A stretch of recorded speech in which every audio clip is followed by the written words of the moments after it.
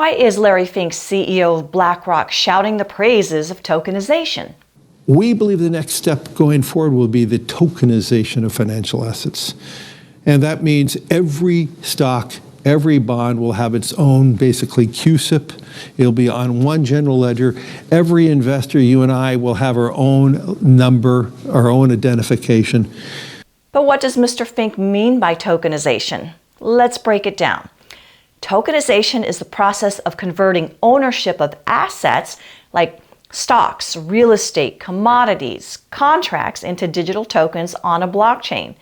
Mr. Fink thinks that everything is going to be tokenized. I do too.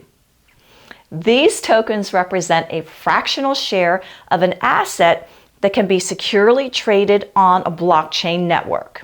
Each stock or bond is converted into a digital token on a blockchain. Ownership on blockchain. A transparent and immutable ledger records every transaction. Fractional ownership enables the purchase of smaller portions rather than whole shares. Now you might be thinking, I can already buy a fraction of a stock. Why do I need tokenization? Great question.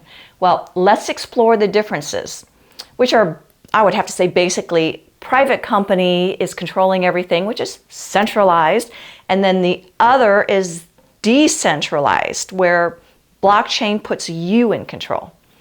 Let's take a look at some key differences. With traditional fractional shares, the operational model is brokerage-based. Sites like Motive or eToro aggregate small investor funds to buy whole shares and allocate fractions internally, whereas on blockchain, shares are converted into digital tokens recorded on a secure blockchain. In the traditional ownership structure, shares are held in pooled accounts which are managed by the brokerage, whereas on blockchain, there is a direct ownership and it's fully transparent and verifiable ledger. Traditionally, trading hours are limited to 9 to 5-ish. On blockchain, the market never sleeps. There's 24/7 global trading. Settlement. When you say, "Show me the money," traditionally you'll get a reply like, "It's going to take us a couple days, ma'am." Time is money. But then on chain, it's practically instant.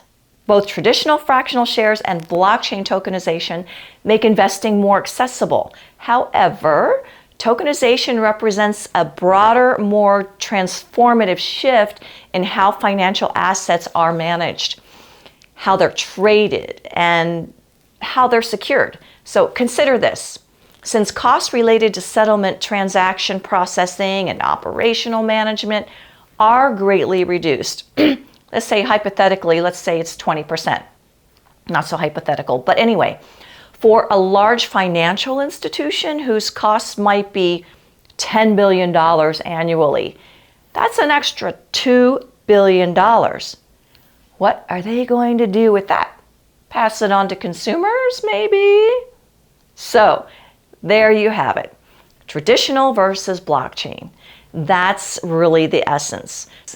Thanks for joining me on this journey through the future of investing. If you found this video helpful, please hit that like button and then make sure to subscribe to the Token Wealth Show. So for more insightful content, please let me know what you would like to hear, what you want to be covered as far as topics. Drop them in the comments below and we'll see you next time.